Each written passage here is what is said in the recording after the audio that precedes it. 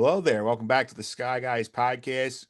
Getting more Andor coverage. Looks like we're wrapping up our initial run of Andor stuff here. We're gonna take a look today at the effect Andor could have on Star Wars going forward.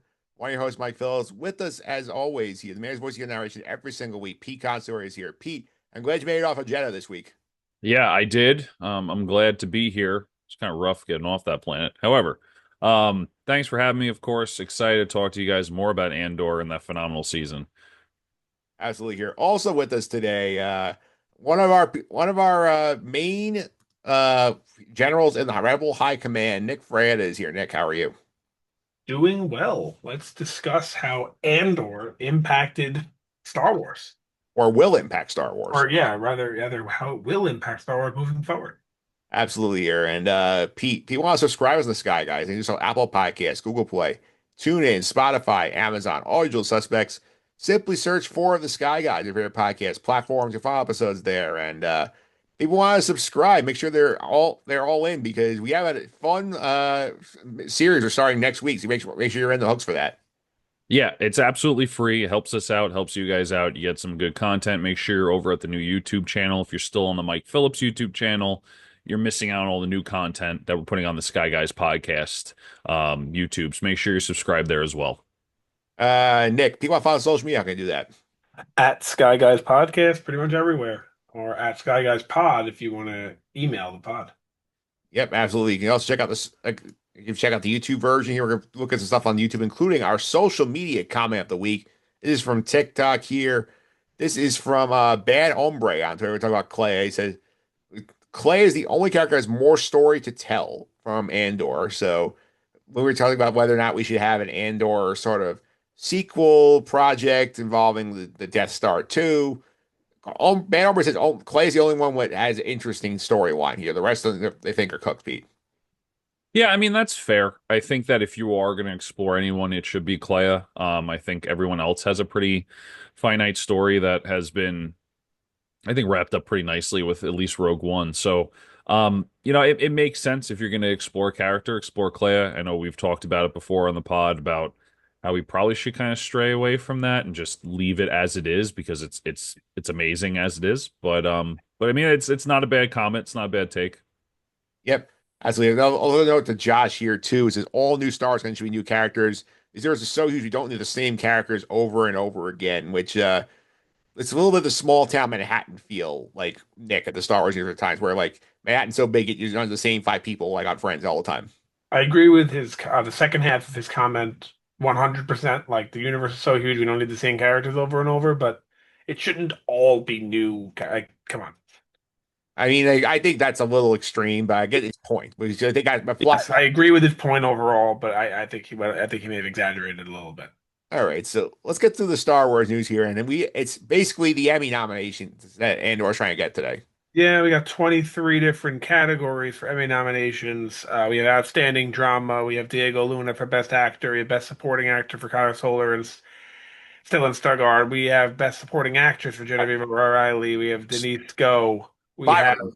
what's that? There's five of them. Yeah, we have Idra Ojo. That's who plays Bix, right? Adria Arjona, yep. We have Faye Marseille. I don't even know who that is. Yeah, that's Vel. Yeah. Vel. And then we have Elizabeth Dulu. Yeah. Who's that? Yeah, that's actually the right pronunciation. And who's that play? Clea. Oh yeah, I'm not good with the names here. Okay, and we have best guest actor for Benjamin Bratt.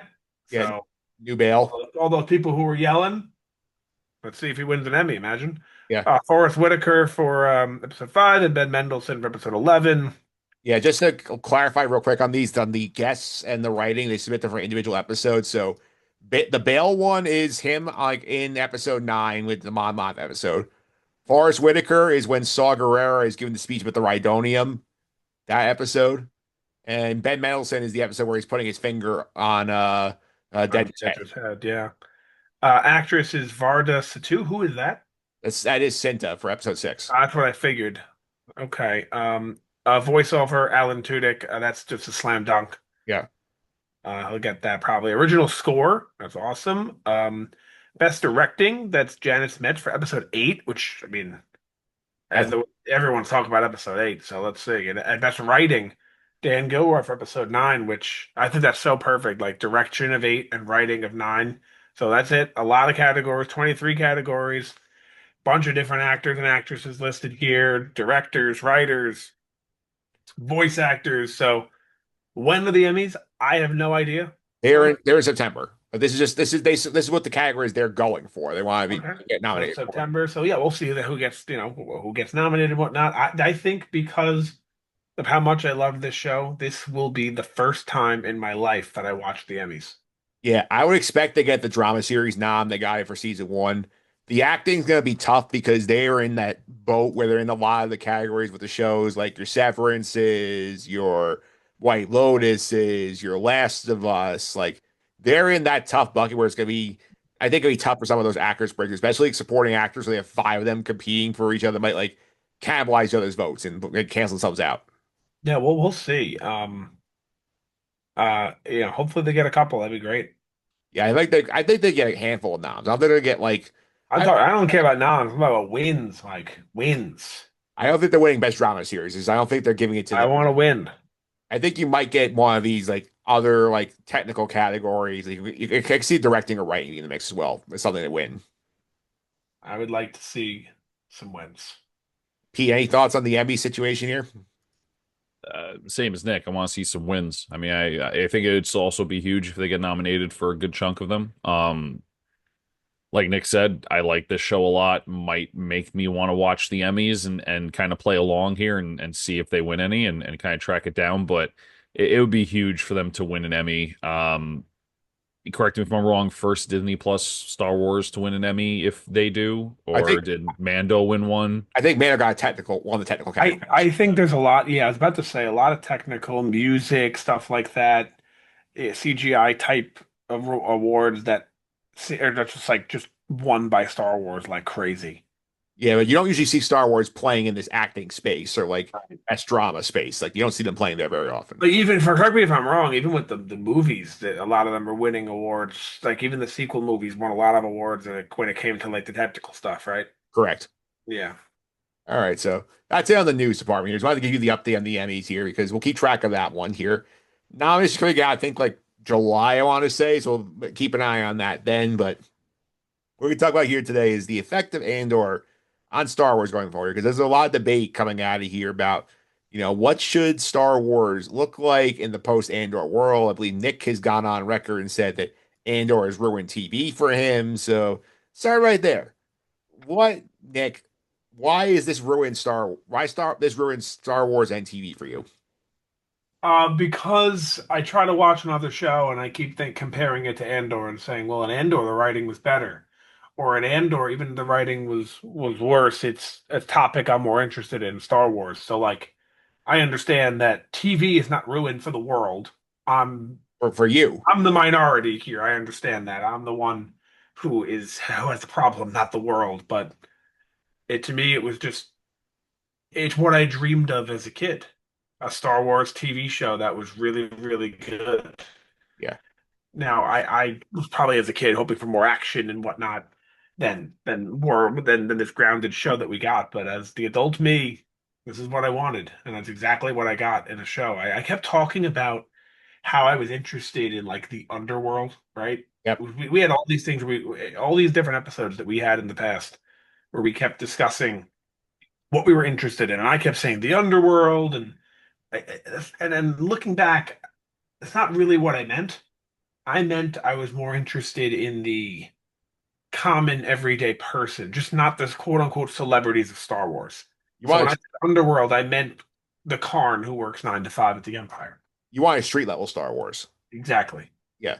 And P, I think it's a fair take that Nick has because like he's got like a lot. This is like very well written and very interesting story being told about people who don't have magic powers or laser swords or basically controlling the politics of the galaxy. Like it's just like you're random everyday people and trying reacting to change around them and how to cope with this empire society they live in. Yeah, I mean, I think that the concept itself forces the writing to be better, and I think that's why it when it hits home pretty hard. Um,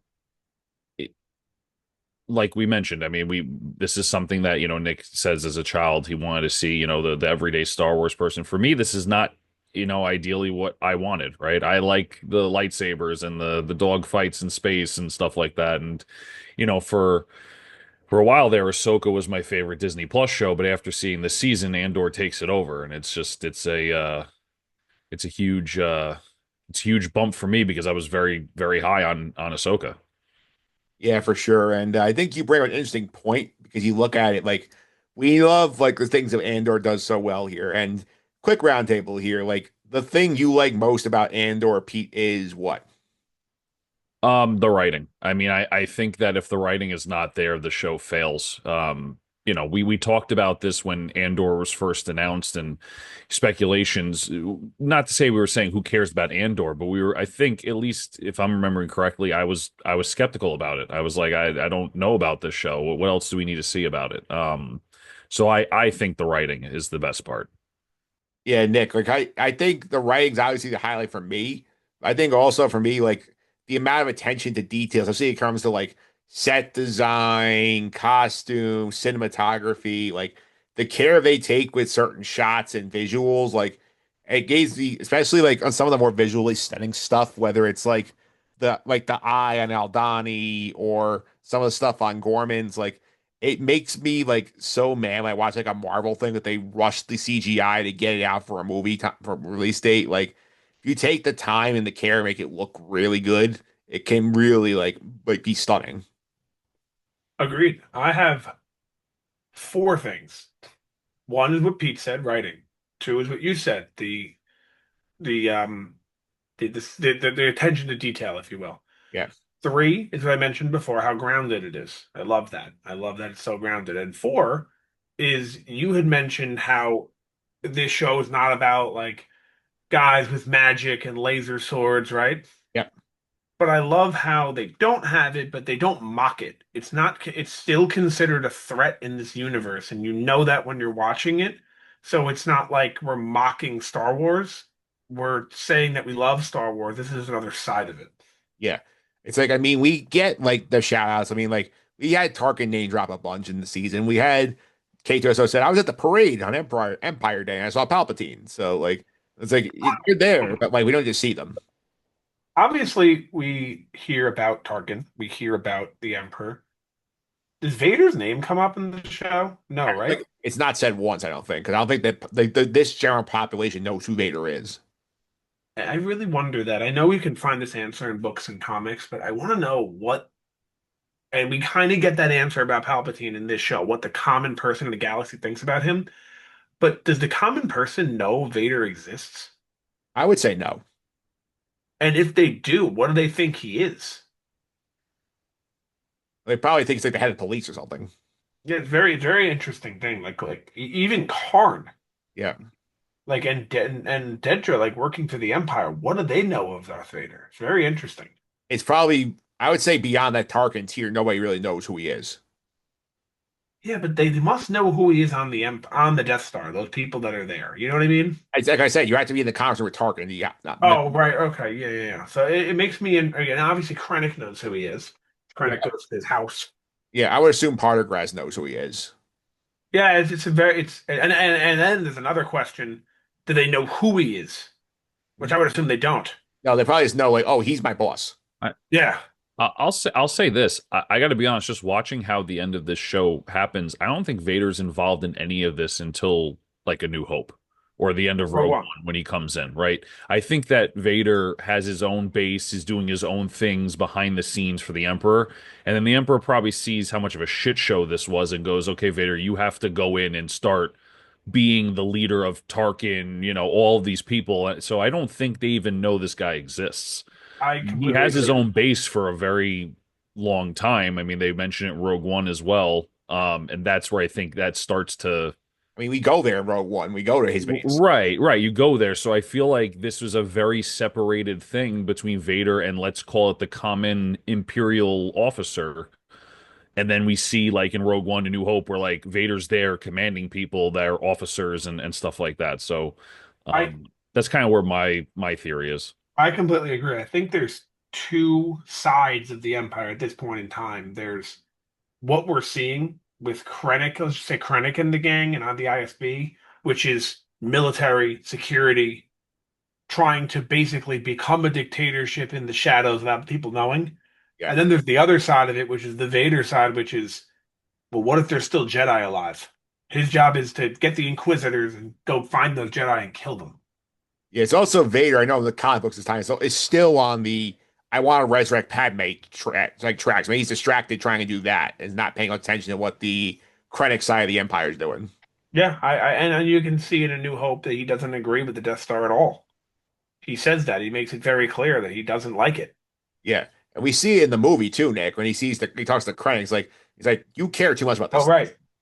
Yeah. And exactly the line you're saying. Yeah, he's not interested in the Death Star. He thinks it's bad because he understand he's still living in the idea that because he's so brainwashed that he's living in the idea that those 20 years or whatever, 19 years between Revenge of the Sith and A New Hope is what they were fighting for because that's what Palpatine pretty much promised. Yeah, And things are slowly changing. Like he's talking about how the Senate is not going to like the Death Star, like not knowing that in a matter of days the Emperor is going to get rid of the Senate. yeah, it's a good point on Vader, and I do think all that stuff sort of leads here to I think the very interesting Andor problem here because all these things we talked about. They make the show so good to the point that it's getting nominations for potentially best drama and acting and performances throughout here. But like you would all agree, Pete, this is very different than actual Star Wars. This is like a prestige show just set in the Star Wars universe. I mean, I would argue it's still a Star Wars show. I wouldn't even say it's a, I know Rogue One's marketed as a Star Wars story. Um, I think that unfortunately Star Wars is marketed as there needs to be a lightsaber. There Yeah, needs to be force wielding. And I think Star Wars benefits from not always having that and understanding there's a lot of moving parts to the universe and the galaxy and whatever, they're working with. So I would argue that this is an extension of a universe, the Star Wars universe, and it's still Star Wars. It's not like a Star Wars story or anything. I understand why they marketed Rogue One like that, but like after all of this, they can kind of get rid of that subtitle and just call it Rogue One. And that's the end of it. I don't think anyone's going to be like, oh, yeah, it's the spin off. It just happens in between, 3 and 4. Like it's part of our content. Like we consider it one of the I consider it a main episode. Like you can call that episode 4 and then call New Hope episode 5 at this point for me. So it's I still consider it part of Star Wars.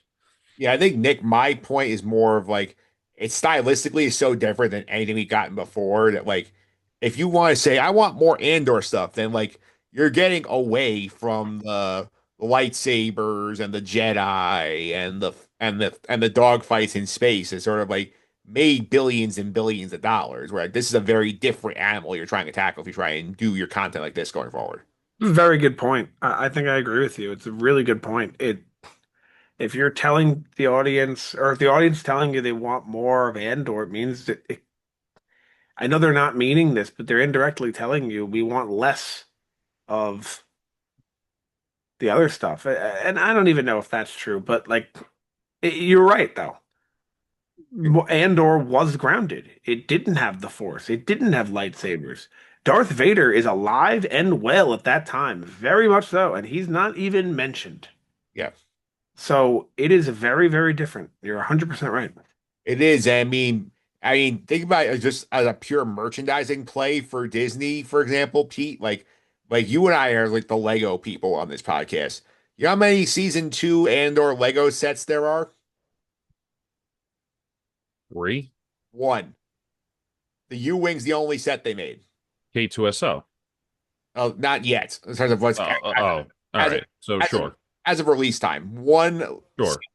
Like whereas like Mandalorian, Ahsoka, you have like dozens of sets on those things. Like it does not lend itself well to like the overall marketing of this as like a children's like opportunity to get kids excited by action figures, so on and so forth. It's like I think the Luke Sure. and Rail action figure is selling well with children. I mean, I will add this. I agree with you. I will add this to the whole, argument about this is not the mold of what Star Wars is, and it's different, and people that want Andor don't want the Force, maybe. Rogue One still does pretty well while featuring Darth Vader and the Force. So I think that it's not so much the Force or lightsabers. It might just be the way it's presented and the way that it's written into the content. Because I don't think anyone sits there and says, "Yeah, though the worst part of Rogue One is when Vader comes down the hallway and lights stuff up, or Vader's in his base or whatever." So I think as long as you write it in correctly, it's not just like jammed down our faces, like look the Force, look a lightsaber. I think it still works. So I'll just add that piece. But I agree with you guys too that this is something that's definitely very different, and people like this. So it's because of that we're kind of coming away from something that's oversaturating the market. Yeah, I don't know why. When you said like shoving in the face, it just made me think go back to Mando 3 and Paz Vizsla jumping in the mouth of the dragon. Sure. Yeah, that's a good one. Yeah, because like that's like the kind of writing we're trying to avoid here, in my opinion. It's like, Yeah, I mean, as long as the writing's good and you're not like no pun intended forcing it toward the audience, I think it can still work. I think it's just it's been so oversaturated and say, look, almost like, Nick has coined jingle keys. It you can make it work as long as it's not overdone. all right, so before we figure out this thing, I want to sort of bring this discussion point up here. Nick, I'll ask you first here. Like, of the Disney Star Wars stuff that they've done on the live action front, the animated is a separate animal, which is not really what we're talking about here today. Like, what's been the best they produced outside of this? Oh, okay. Outside of this is the key point there. So let me have you narrow this down. When you ask me that, you mean what I like the most or what's the best made? You could go either way. So I'll go with best made, and I guess it's pretty similar, honestly. But I think, and we're talking movies and shows here. Movies and live action shows. I think the animation is Yeah. separate Okay. animal. Well, I think at the time, for me, Rogue One was the best. Yeah, This has passed Rogue One, and I think after some more thinking, Mandalorian has passed Rogue One too. early Mandalorian. Yeah. Even as a whole, I'm comfortable. I completely agree. Season three was a big step backwards for the show, but I think I'm still comfortable saying, as a whole, Mandalorian's better than Rogue One. I Yeah, think then Rogue One falls into that category. What's next? Where then I think that's where you see the big drop off. okay. Where I would throw Force Awakens out there. I think Force Awakens, for what it was very good. I don't agree at all. I know you don't agree. I'm just throwing my point. I think Force Awakens, for what it is and the way it was executed, was pretty good. I would feel like I want to throw Ahsoka somewhere next, but Ahsoka falls into that thing where it's like I love it and I have so much fun watching it because I feel like it's advancing the universe and the story is so good, but it's not well made. No, there are issues with Ahsoka. There's issues with it in terms of how it's made, but the story's great. Story is great, but the issue Great. that's a different issue we'll get to in a minute. But I do think like Pete, would you concur with that sort of list that you feel like it's sort of like Mandalorian, like a little Ahsoka, and like Rogue One is like sort of the best stuff they put out, like on the Disney live action front? Yeah, I would also say episode 7. I mean, I think that episode 7, if you look at the other shows that we've seen, is a little bit higher than those shows. So I would give it credit too. But I agree with the statements. I think everyone's pretty on par with that. Yeah, I'll mention I'll throw the Last Jedi like nitrogen bomb into this conversation for a second because as an independent movie, it's a good movie, but it's sort of like the opposite of Andor, where like it detracts from the Star Wars universe. It's well made, but it's not made for what does not advance the story enough. That's the way I would sort of put it. It's like A hot take. I think it's well made, but I think it's like the opposite. Whereas like I think it's a well-made movie, but I think like if it was like a different franchise, if that was the Rebel Moon story, I think the Rebel Moon would actually last. It's another hot take. Just Mike just dropping these hot takes on the pod. Yeah, but like the stuff that worked. I mean, obviously, like we got like I think some stuff here that worked. Nick, like why you feel like, for example, like Mandalorian is better than Rogue One? Well, I think over the course of my life, and this could be like a personal thing, but the course of my life, I've just grown to enjoy shows more than movies in terms of the pacing. And that's a huge part of it. We mentioned on the pod last week when we discussed Rogue One rewatch that like it doesn't seem the same for me anymore because Andor's pacing was so much better. That's no fault to the movie. It's a movie. Of course, that's what it's going to be like. A movie is going to be over in 2, sometimes 3 hours, where a show is going to be lasting you at minimum 10 hours, probably closer to 40, 30 in some cases. Like, even talk about The Sopranos, you're looking at like 70 hours of television. Yeah.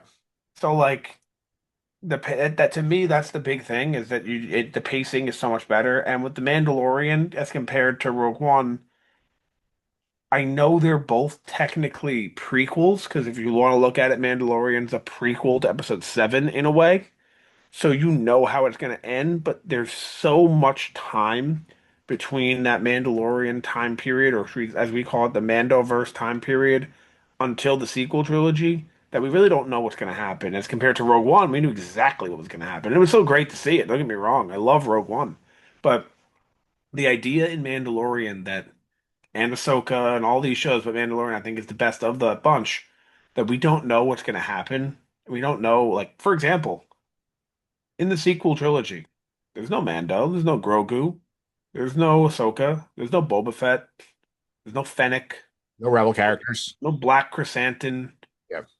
there's no Ray Stevenson's character, what's his name? But Balin Skull. Yeah, no Ezra. What's the other girl's name?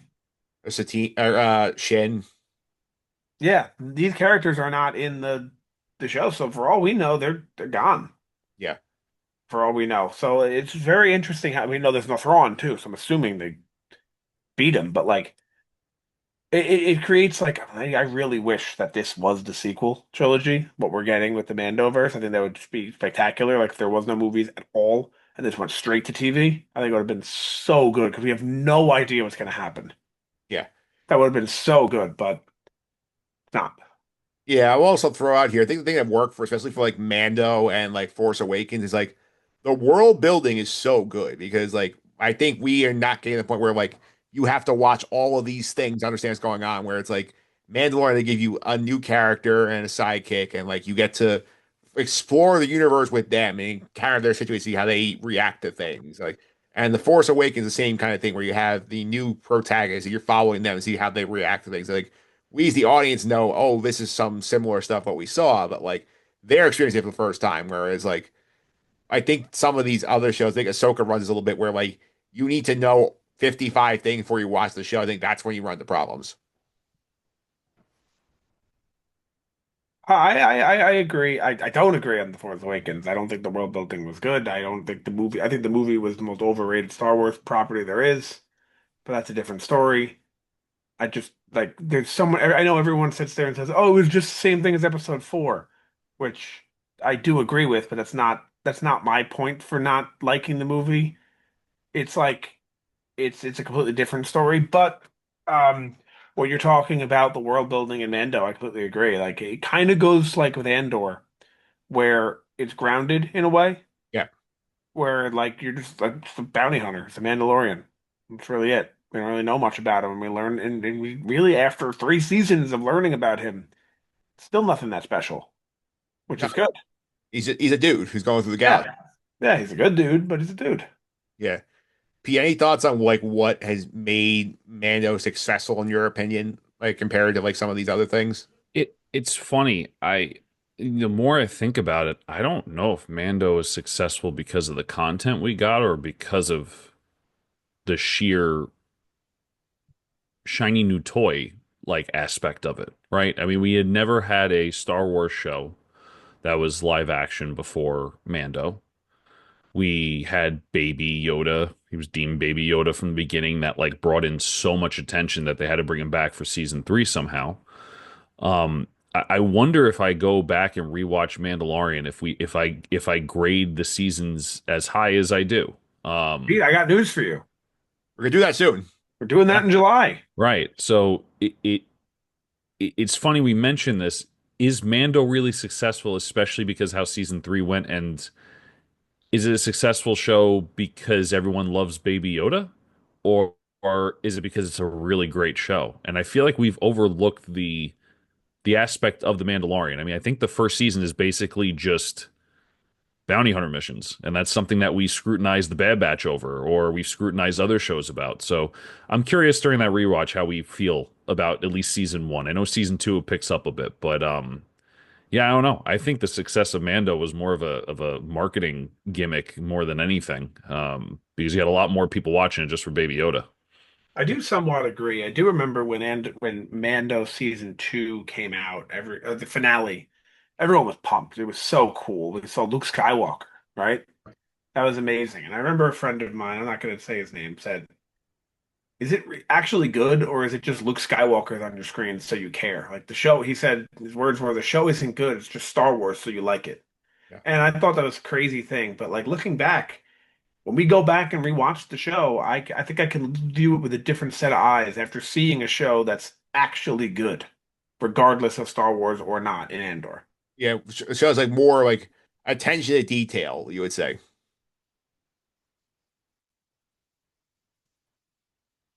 Yeah, you are muted, sir. Sorry, for example, people liked Game of Thrones, people like Severance, people like all these shows that are on TV. But like, do any of these Star Wars shows compare to those shows before Andor? No. That's the question that we're going to get to when we watch Mando season one again. I think the answer is no, but like, let's watch Mando season one again and say, hey, that actually was really good. Yeah. Or, oh, well, you're right. If there wasn't Star Wars on that, I don't think I'd watch that show. Yeah, I think it's an interesting point here. I do think another thing to consider here. I think like one lesson we took away from I think Andor. I think we should kind of like go into like what we should learn from Andor and apply it to other shows. I think Pete, you and I think we're all agree here. Like all of Star Wars should not be like as narrowed in as Andor. It's not as special for Andor to be its own thing. I think right, if we try and do Andor in five different variations, I don't think it's gonna end up being successful. I mean, Mando was like that. That was considered successful. It's funny. I feel like when we don't narrow in, it's not successful, Yeah. right? So, like, look at the Acolyte. We did not narrow in on the character we were supposed to for the whole season. We picked the wrong characters to follow. But we were following like 16 different characters, Right. right? When we didn't narrow in with even Ahsoka, right? Ahsoka should have been the one, but there were so many other cameos and other characters that made it cool for us, people that watched Rebels, but like for the normal viewer who didn't, it's like, well, who am I supposed to follow? Yeah. But Mando worked well, Andor worked well, so maybe that is something we have to consider. Disney has to consider is to say maybe we should just make a character and stick with it a little bit and build the world around the character, if it's a brand new one or if it's whatever. Um, Again, Mando and Grogu, you get two main characters there. People kind of gravitate toward Grogu. Some people gravitate toward the Mandalorian itself. But I would argue that the Disney property and also the fans should be able to hone in on one character and follow them around. Well, I mean, Andor does not do that, for example. Like we get like Cassian is technically the lead, but like we built up all these other characters. And like Sure, yeah, that is true. But it's named after him. yeah. Like you understand the premise, right? Like it always comes back to Andor. Even so, we had episode 10 of season two had zero Cassian in it. It was one of the better episodes of the show. Yeah, I mean that's also attributed to writing. But yeah, no, I agree. I think maybe Andor is the outlier to that. That's why I said I think it's yeah, like, I feel like if we try and do like an Andor style, like grounded story on the New Republic, for example, I don't think it's successful, Nick. I don't think so either, but if the writing is there, it's there. You know what I'm saying? If the writing is there, the show will do okay. I think what you have to realize is Rogue One was highly regarded. Yes. Got pretty decent reviews, nothing groundbreaking, but Star Wars fans are all in agreement that Rogue One, let's just focus on movies now, outside, not shows. I think most people agree, not everyone, of course, everyone has their own opinions, and that's fine, that Rogue One was the best Disney Star Wars movie. Yeah. I think a lot of people are in agreement with that. Not everyone, of course. The people who their favorite movie is The Last Jedi, people love The Force Awakens. Be honest, I haven't met anyone who loves The Rise of Skywalker yet, but maybe there are. I'm sure they're out there. But we were all in agreement that Rogue One was the best Star Wars Disney movie. What, I'm Not sorry. many people. Go ahead, Pete. So I'm sorry to interrupt. Did Disney purchase Star Wars at that point?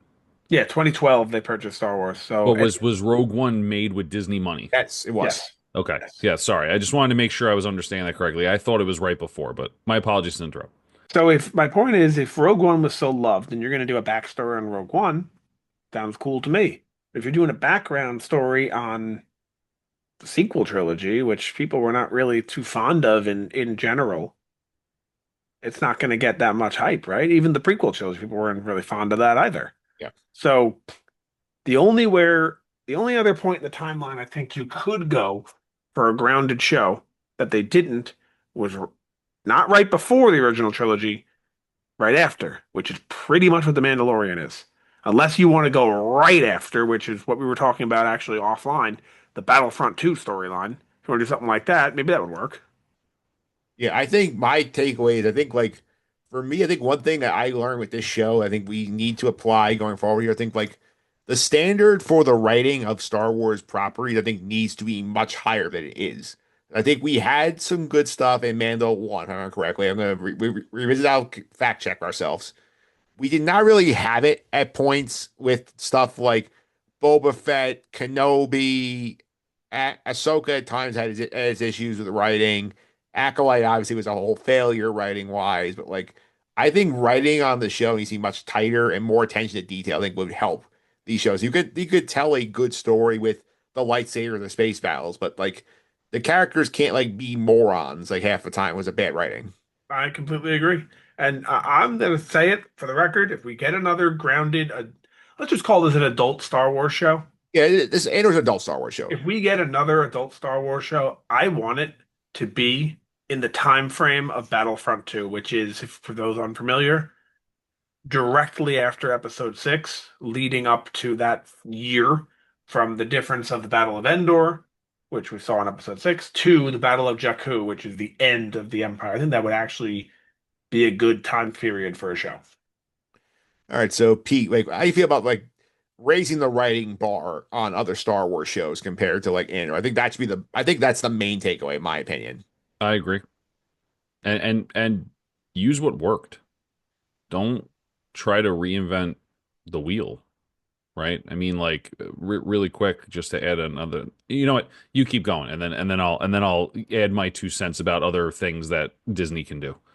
Yeah, I think that the writing's a fair point. I also think another thing that's an interesting point here that like that we talk about this, we do our character drafts of the shows of like say, okay, like like who could show up here? Like we're so conditioned to expecting like, oh, like we have this entire universe of movie characters, animated characters, video game characters. Who's gonna show up? And we talk about during Andor.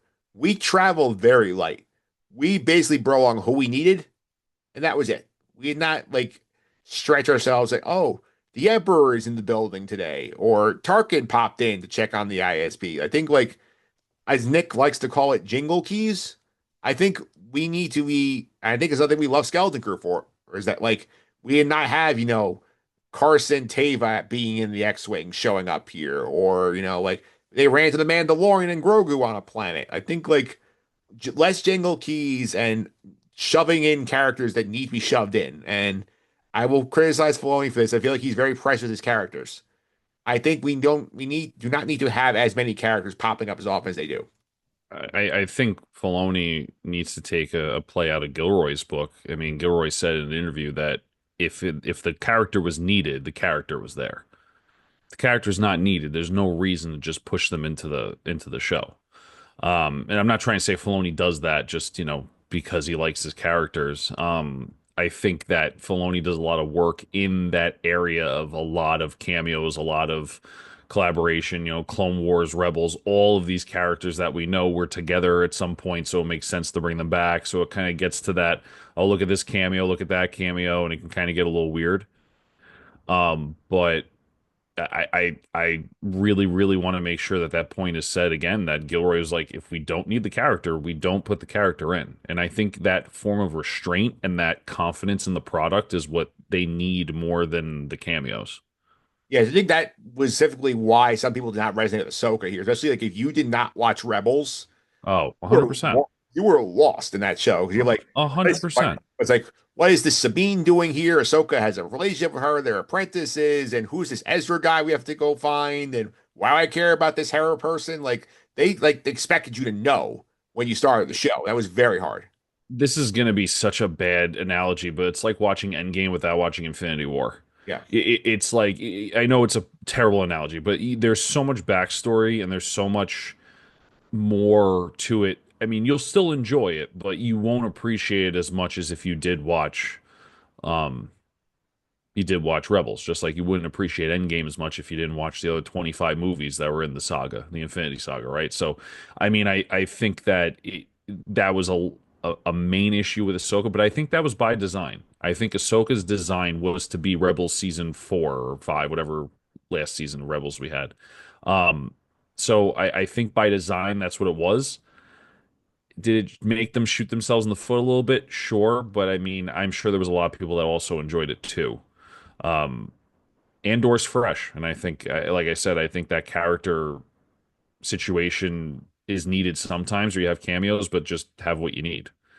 Yeah, Nick, you're talking about the jingle keys thing. It's just sort of like the other big takeaway I think we take away from Andor is that like we should not, for the sake of, not put the character in because oh we can. It's like I think like we learned this and like Pete and I were talking about Ahsoka for a second while you were hopping away for a second. Sort of the idea like, oh, like Ahsoka, there's so many characters that you're just expected to know who they are and why they're important to the story as soon as you show up. And like if you did not watch 4 seasons, 73 episodes of Rebels, like you were lost in terms of like some of the secondary characters in Ahsoka, whereas like way Ahsoka shows up in like Mandalorian, for example, is like very organic. You don't even know her entire backstory. She's cool. And you're like, oh, I can watch a show about her.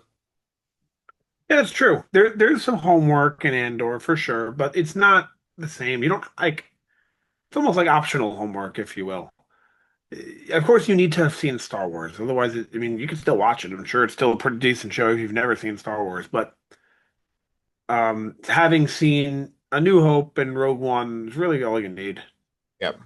And honestly, like I can't imagine. I'm sure there's people out there. I can't imagine. You're clicking into Disney Plus, going to the Star Wars section. Let's assume you're not watching live. You're watching months down the line. Going into the Star Wars section, finding this show called Andor, and putting it on, unless you know exactly what it is. Yes. I'm sure there's people out there, and I'm sure there's other people who like The Rise of Skywalker, but I don't know like who does that. I don't know. Yeah, I don't think so either. But I do think one thing that's I think is important here that and I want to get your take on this point because like we brought up this idea of like I think Filoni in particular is very like attached to certain characters he created, is trying to find ways to advance their stories and whatever property he does, and like at times it can be to the detriment of the overall show, where it's like we don't need. I think I'll bring up the episode 6 of Book of Boba Fett, whereas like as cool as it was to have Luke Skywalker and Ahsoka interacting and like having Cad Bane there. Like, I don't think we need all of that in one episode. So I agree with your point you're trying to make, but I disagree because if we didn't have that, the show would have been an absolute disaster, which it already was. That's a separate issue. It's like we like this is like that show should not have been made. That's a whole other problem. Yeah, that was like if that part didn't exist in the show, it would have been like, holy hell, that was horrible. Now it was just like, it was a really bad show. But I see the point you're trying to make, and I agree. It's relying on it's like, do we need to bring it goes back to that comment we got on it on TikTok. It's like, do you need the same 6 people showing up and everything? It's like you ever go on Spotify and you hit shuffle and you swear it's not shuffling, it's the same 6 songs every time? Yep. We don't need that again. We don't. I just listened to that song. I just saw Luke Skywalker. Let it breathe. Let Clea breathe, please. Yeah. I forget the meme. I have to find it here, but like I think there was this have you guys seen the meme of like Andor Filoni created it?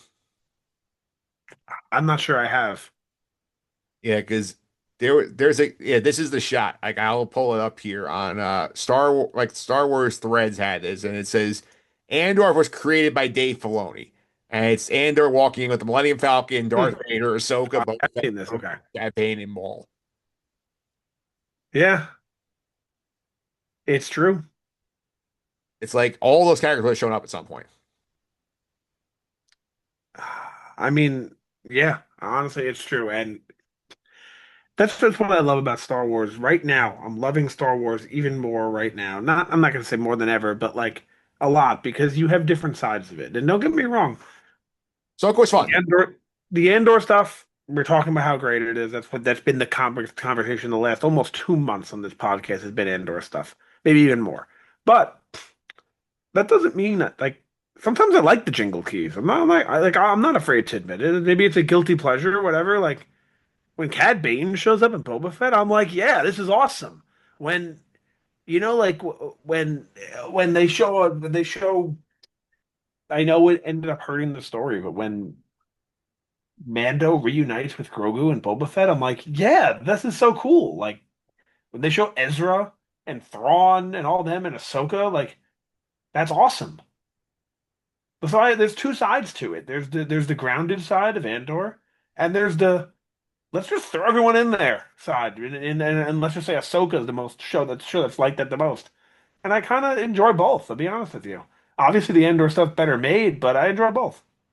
I'm more in the camp. I think Skeleton Crew is more towards the Andor camp, but we travel light in terms of like we don't unless we need them, they're not there. I'd be more towards the Andor side of the scale now, I think, than the Ahsoka side of the scale, Pete, in terms of the jingle keys. In meaning of like how they use cameos if they were ever to Yeah. use them. Yes. Yeah, I mean, I'm in that camp too. I like Nick said, I enjoy the cameos for what they are. Does it hurt the series as a whole? Maybe. Like I said, it probably hurt Ahsoka a little bit because there was just so much you need to know. But I'm in the camp of Andor where you, like Tony Gilroy said, like use the characters as you need them. If you don't need them, don't force it upon anyone. Yeah, yeah, Nick, we did an entire 2 month podcast series on what you need to know about Ahsoka before Ahsoka started, which tells you like that's a lot of homework. It's true. I just like I'm never gonna say, I oh, Anakin Skywalker was in that show. I don't want to watch it.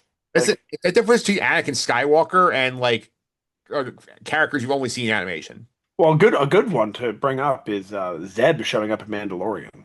That's a jingle key and a half. That's a big one.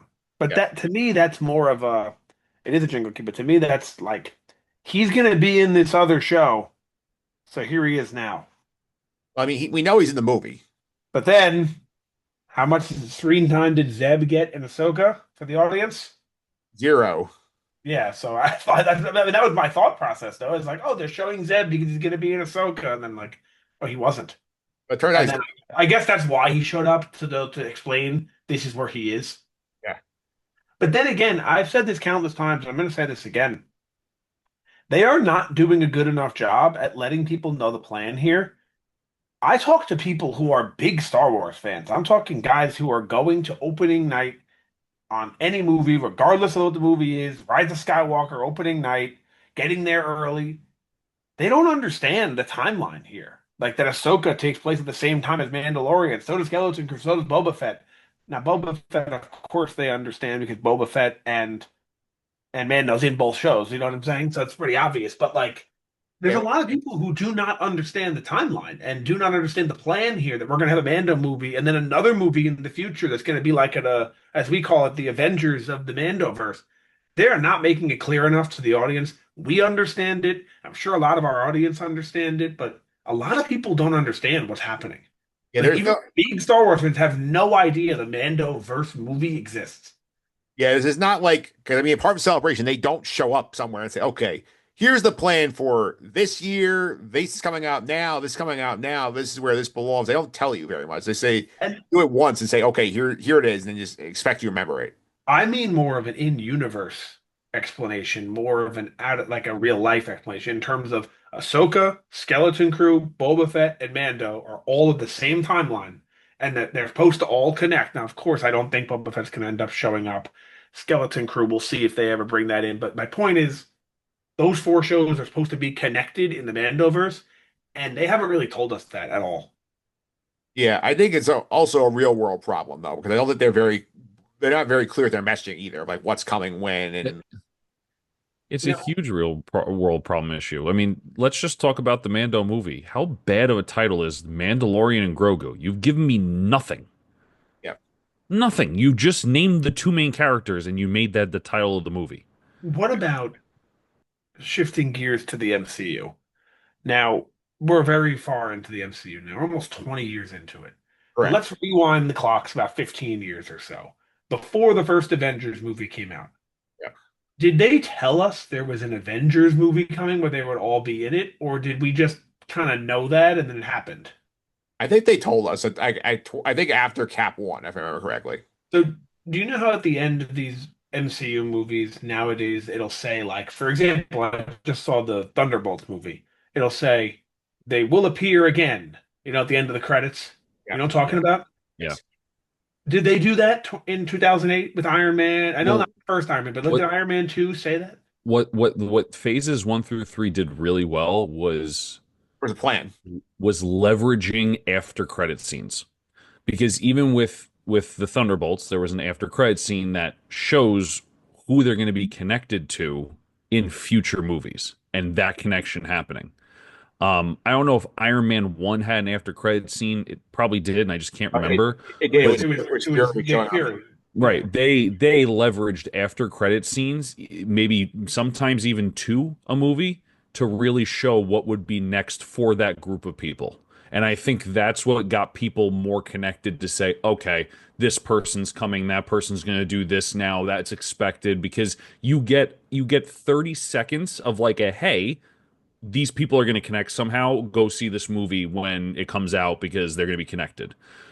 Yeah, I actually wonder, I don't know if they wanted to like stealing ideas from Marvel, but like the post-credit scene might be might solve that problem that I have where people don't know it exists. Like, hey, just watch the post-credit. Did you see at the end of Mando there's a post-credit scene, which I know they had in a couple of the shows. Boba Fett had the one with Cobb Vanth, right? Yeah, and Andor had the Death Star. And or one of the Death or and or two of the Death Star. But like, I would like to advocate for them to start doing that so that way people can understand what's coming because I don't think anyone understands. My thing is more, I'm more about the real life thing. Like, just go to Comic-Con, do a panel, and say, okay, this is coming. Here's what it's about. Here's why you should be excited. They do not do that enough. But Mike, you know why they don't do that. Mike, they have their whole celebration that's supposed to be that every year, Yeah, I and they know. But you still know why do. they don't announce it at Celebration. Yeah, because they don't know if it's Because actually. they know, as well as we know, if Mando and Grogu flop, that movie's not coming out. It's going straight to Disney Plus. Yeah, but Right. you want us to be invested in all these things, and then you don't sell us like what's But coming very well. but Mike, they try to. Let's talk about it clearly, right? When we started covering Star Wars and we started talking about the stuff and doing a podcast, the one of the first Star Wars celebrations we covered, they literally had all the different shows that Disney was going to be putting out, Marvel's, whatever. It may have been Star Wars Celebration, maybe That was Comic Con, D23, I think. D23, something like that. Sure. So they have done it. They just can't execute, and that's why they slowly don't show more and more and more. Now they've been more what's it called? They've been more vocal about what will come out when it comes to new properties like a mall show, or this show, or that show, because they want to try to grab the audience, but they haven't established themselves as a reoccurring, okay, keep following these movies almost like an MCU phases 1 through 3. It's almost like DC. As much as people maybe harp on DC, DC hasn't had a plan. They just keep putting movies out and they're hoping it all connects and then they don't announce anything if they do a flop. So DC has the same issue. They have no consistency with their audience, and like Nick was saying, there is zero connection between the shows or movies or whatever to say, listen, we have a plan here and it's working. They have a plan, it ain't working. Yeah, there like the plan is that there is no plan. Basically, they're just throwing a bunch of spaghetti at the wall, hoping I, it sticks. I think they have a plan, but they're afraid to announce it because if the Mando movie next year flops, they're gonna change that plan. It's gonna look horrible. I think there's only two movies coming out for sure. It's gonna be the Mando movie and the Star Kill and the Starfighter. That's the only. Right, because that's already in development. Regardless if that Mando movie flops, it's gonna be like halfway done. They're gonna be like, we gotta push this thing out. Yeah, it's So like like I think they're afraid of imagine a situation where they go up on a stage and they put up a big timeline behind you and it shows Boba Fett, Ahsoka, it shows Mando, it shows Skeleton Crew, it shows Thrawn is like in the background, like Thanos in a way. And it shows you like I'm just making a date up on top of my head. May 5th, 2028. Mandoverse movie. Call it something else. I don't know what they call it, but like, let's just say for sake of argument, Mandoverse the movie. Heir of the Empire.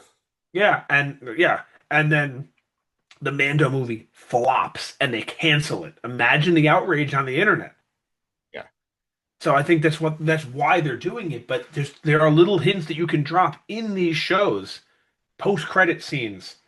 You don't have to have more connections. The connections are there. Skeleton Crew had barely any. Ahsoka had A lot. a lot of connections with even the Mandalorian. If I'm not mistaken, wasn't Carson Teva was there. what? Carson Teva was there. He's the Claire Temple. Arson Teva and Morgan Elsbeth Yep. and Boba Fett, obviously the connections at Mando, but like drop us some more. Give us a hint that we're gonna all be together because we're now 6 years into this thing. Mandalorian season one debuted 5.5 years ago at time of recording. Almost 6 years, and people are still unaware that this is a universe. Yeah. Obviously, we know it's all part of the Star Wars universe, but like a more condensed timeline of 9 ABY, whatever it is. Yeah, I'll also say you're sort of like the opposite of Marvel, where like Marvel post Infinity War, post like Endgame, they had a plan that was not great, but they're like they just keep shoving stuff along and basically rewriting it as they go. Like Disney does not have a plan, and they Yeah. think they do for Star And Wars. that Marvel plan's kind of coming into its own. I don't know if you guys saw the Thunderbolts movie, but it's like kind of getting there. I'm starting to get excited about that stuff again. That's a good reset. That's a good reset I from all the Kang Dynasty stuff. yeah, like I haven't gotten to it yet. I'm getting to it this weekend. Well, I actually saw, I don't know if it's true. I saw something that they're taking it out of theaters. No, it's still in theaters. But regardless, I saw it this weekend. I liked it. But the point is, like, I think they're getting there. But like with Star Wars, like, please just tell people what you're planning to do because we want to know. Yeah. And like stop being like the thing is like they're very vague. It's like we like this is in development. Like we have James Mangold writing a movie for us about the birth of the Force, and like we have Dave Filoni's doing a movie that we haven't mentioned really in 3 years. I have a throwaway line at Comic Con or at a celebration last this year. It's like there's like so much stuff and You know like why?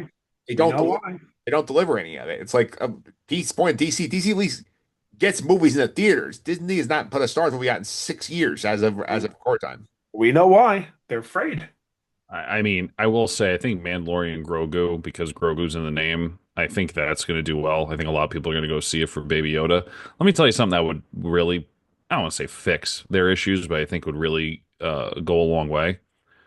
Announce the final movie before episode 7 Yep. and say, call it The Rise of the First Order or something, right? Mandalorian Grogu, Rise of the First Order. Just something that will at least Wait, tie in the story and be like, okay, we're going there's somewhere. going to be right. We're going to see the Star of the First Order, which we then meet in episode 7 or whatever, or tie Thrawn into the First Order, or do something to say, look, if you stick with us, you'll be able to see how Mando and Ahsoka, since we know Mando and Ahsoka have that connection, and now Thrawn is doing something with the First Order. Okay, Mando's going to be going against the First Order. Like you make those connections. Everything is still just out in left field. It's like, what connection do we have to Thrawn and Mando or whatever? So you would solve a lot of problems if you just come out and say, look, the plan is to have a movie explaining how the First Order started. That's a prequel to 7. Yeah, well, they don't want to. It's reached a new form of homework. And you were just talking about Ahsoka homework with pretty much Rebels and all of Star Wars. This is like to understand the plan for the Mandoverse, you have to have seen all the shows, watch all the movies, seen all the other shows, and have watched D23 and Star Wars Celebration to actually know what they're planning to do. And you still don't understand. And we're still sitting here not understanding. Is this going to be a movie? Is it going to be on Disney Plus? Are they going to make a show? Like, what was the name of the team on Netflix? Vendors. The Defender. They're going to do that. We don't know yet. They might do that. I still think that's where we're gonna end up with this thing at the movie flops. That's going to be how this ends. Do you think it would be a show on Disney Plus or a movie that just releases there? I think it would be a show, an 8 episode show. Honestly, I think I'd prefer that. Yeah. Well, I mean, they want to because there's going to be the thing is though, it's like the thing is they sort of put these things out, and you guys are right. They don't tell you like why should I care what's going on with Ahsoka's adventure here? Like what apart from it's Star Wars, they don't really give you much. Yeah, I mean, Thrawn comes back, but like they need to give us a hint in The Mandalorian. I understand it's the timing of the seasons where Ahsoka came out after Mando 3, but give us a hint in The Mandalorian that Thrawn is a threat to him as well. Because most people are watching Mandalorian. Not a lot of people. I think people are watching Ahsoka just based on barrier to entry. Yes, agreed. So like if I'm watching Mando, hopefully they do it in the movie. They can fix it in the movie. You hope In that. the movie, if you bring up Thrawn or show Thrawn or something, like mention the Ahsoka thing going on, all that storyline that Thrawn is back with Ezra. You don't have to say Ezra, but mention the fact that he exists and he is out and looking for whatever the hell he's trying to do. I guess build up the Empire again. Just make that known in the Mando movie, and then that's the first step. That's the post credit scene. That's like you basically written the post credit scene. At the least, make that the post-credit scene where people can then leave that theater and go, "Oh, they're planning on connecting the Ahsoka show to this." and then you can even do the storyline like Thrawn will return Ahsoka season 2 coming this summer on Disney Plus. Let me tell you, Yeah, that'd be great. if they were smart, they would make this Mandalorian Grogu movie a movie that you can go see without seeing any shows. I think they will. They have to. I mean, look, I the think that homework thing, I understand the argument, but let's really talk about it. I know the shows is a lot more daunting, but like, if you wanted to watch Endgame and you just got into Marvel, you got 25 movies to watch, that's a lot. right? Before you can maybe really fully understand Endgame. So like homework is always going to be a thing, especially if you're late to the game. For us, we've done the homework, right? We put the time in, and it's a little bit easier for us to say like, yeah, we understand what's going on. But if they were smart, they would just leverage the marketing of Grogu and Baby Yoda and just say, "Come see this movie. It's about Baby Yoda." And just you don't have to start from scratch, but put the things in for the people that have been following Mandalorian, but set it up so that it's a start to finish movie standalone. You don't need any of the backstory. You just start and you finish, and then you can move on with the movies and do what you need to do. It does sound like what I've been hearing it is what they're doing. It's sort of like these two are going on an adventure. You go on the adventure with them, and that's it. Right. And then maybe bring back, Moff Gideon, whatever. You know what I'm saying? Like, so like at least connects what we watched, but it's new to people. Like it doesn't really matter for the people who hadn't seen it. They're just reintroducing this villain or whatever, and then you kind of move on from there. All right, so I think we kind of got off track here. So I'm gonna kind of bring back to the point here. So final takeaway: what should we the impact of Andor on Star Wars be? And like, I just wanted to be clear. Like I threw out a couple weeks ago that I do think that this James Mangold movie has a much better chance of being made because of the Andor success, because of the writing he involved here. But I think to me, the two things are clear here. I think better writing, less jingle keys. I think those two things I think need to be carried into Star Wars. Don't need to make another Andor. If Gilroy has another idea he wants to do, let him do it. But like, I don't think we need to try and copy. Like, we need to do the Andor model for Death Star 2 or the birth of the First Order. We don't need to do that. I agree with you. P, any final thoughts? Yeah, I mean, I think I'll call it the Gilroy model. I think Gilroy should be a consultant. Get him on, right? He was able to successfully build something. He doesn't have to be directing every single thing. It doesn't have to be, like you said, the Andor model, but he should be consulting on all the projects. Be like almost like an audit. Like, you don't really need to keep putting all these people in. Maybe do this, and maybe have him audit the process a little bit. I think the thing is, like, to me, it's like, I think what the thing people forget about this that like the only reason he even came on this project was because they had a whole different idea for what Andor was going to be originally when Kathleen Kennedy talked to Gilroy and said, "We're going to do this show about Cassidy, the adventure of him and K2SO in the rebellion." And he's like, "No, my idea works. I have a better idea."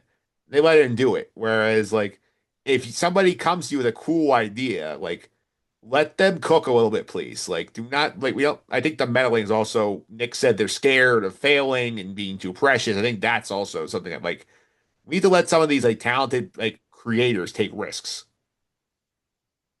Fair. I like that. Nick, would you agree with that? Because I feel like they do get precious with their big properties and like they tend to meddle. And that's why you lose some of these creative people who are like, I want to be able I to agree. be throttled. I agree, but I understand why they're doing it. If you put out, they're so afraid of what happened with the prequels. what happened with the sequels, what happened with pretty much all of Star Wars. If you think about it, let's get real. It all sucks. Like we love it, but it all pretty much all of it sucks, right? Yeah. Like even the original movies, the dialogue sucks. Like it, pretty much all of it sucks. But like they're afraid of what happened with the prequels and the sequels, where the Especially, fans turned their back on them. especially the sequels. Yeah, if that happens again, the prequels ended strong. I think that's what saved it. But like if that happens again, I think it's over. Especially in the at least in the theaters, they can continue to make their content on Disney Plus. But if this Mando movie bombs, or let's say it sells well, but the reviews and people hate it, they're done in the theaters, Yeah. possibly forever. Yeah. They Like are. Star Wars doesn't have to last forever. It doesn't have to last hundreds of years. It's been around 50 years, 48 years, almost to the day. It's a little more than 48 years. It can go away. I don't want it to, but like we're taking it for granted, like it's here forever. It could go away. If people hate it, it could end. People stop going or People watch. stop going to the movies, then yeah, it'll just move to Disney Plus. But like it could eventually go away. I hope not, but it could. Are you seeing with Star Trek how much trouble they have at points, like keeping itself going? Yeah, they had that new one come out a couple months ago. Didn't do too well. Well, Star Trek hasn't had a movie in a long time, like at least like 8, 9 years. No, the oh, what was it? Oh, they had a Paramount Plus movie that was terrible. Yeah, that's what I'm talking about. Yep. That movie was in theaters also, but I never remember. I know it was a Paramount Plus exclusive, that Star Trek movie. no, it was in it was like select, like you know how they do like premieres in theaters. Yeah, it was trash. I didn't watch that. Yeah, but it was like in that's what I'm saying. It was one of those things that they put it out in the theater as it's on. I don't know if you know what I'm talking about. I do. It's like it was called Section 31. Yeah, so I know someone who saw it in a theater. Yeah, and it was awful. But yeah, that's not the point. But like, yeah, All right, you so know, and it was like one of those things where like it goes to theaters just for like the premiere and that's it. yeah. All right, so I think it's a good place to wrap it up here for the week here. And I want to let everybody know here we're gonna have a little bit of a format change for a few weeks here because our buddy Pete's getting married. So first of all, congratulations, Pete. Thank you. Yes. So Pete will take some time away from the podcast, and Nick is going to recharge the battery. So we're going to have a new crew of Sky Guys coming in here because we're going down the rabbit hole we talked about a long time. We're going to Knights of the Old Republic. We're going to play through the game with two longtime contributors to the podcast here. Nick D'Alessio and Max Rauer is going to be they're going to be the two other Sky Guys in the co-tour party for the next few weeks. Yeah, I'm taking a sabbatical. I'm going to north of the border for a little bit. I'm gonna be in Canada for a little, just taking some time. Yeah. So you also have podcasts. It'll be me, Nick D'Alessio, and Max Rowers. So we got going through the Knights of the Old Republic with you, with playing through the game over the course of 5 weeks, breaking down the story, all that fun stuff. So that's Knights of the Old Republic month coming up here, starting next week. That'll be nice that you get to just call Nick instead of Nick D on the podcast. Yeah, and Nick's gonna do the news, so we still have Nick's Star Wars news. Oh, that's great. Good idea. Yeah, so we're keeping that up here. So you guys will be back here. I want to thank you guys once again for coming on here. So Pete, people want to follow you on social media. How can I do that? At Concy29 on Twitter, CONSY29, AP Tower 308. Posted this background on Reddit, so make sure you check them out. Nick, one more time. People want to follow us on social media. How can I do that? At Sky Guys Podcast all over, and at Sky Guys Pod for the email. Yep, you guys can follow me on social media at mphillips331. It's MPHILLIPS331. This is going to Just in the Suffering podcast. We did an NBA final episode. Coming up next, we're going to have coverage of the U.S. Open golf tournament. That's going to be coming up here as well. But we'll be back next week with some KOTOR coverage. You guys will be back in July. We will catch up at that point, Nick. Finally, we're going to get to Tales of the Underworld. We did not forget about it. We are getting into it then. I forgot about it. I watched it, but I forgot that I watched it. So I might have to watch it again when we record. Yeah, so we're going to talk about Tales of the Underworld. Then we're going to get into our Mandalorian rewatch. Nick is very excited about this idea. He wants to go back and go because we never, as a group, did the episodes for season 1, season 2. We're going to start with season 1 this summer. So that's going to be the summer reviewing this week. So, P, I think it's a fun idea to get our takes on season 1 episodically. There's going to be some hot takes. I can already feel it. I can already feel it, and it's probably going to come from me, but we'll see. Yep. We'll see, but we'll be back next week. KOTOR begins. Until then, may the force be with you.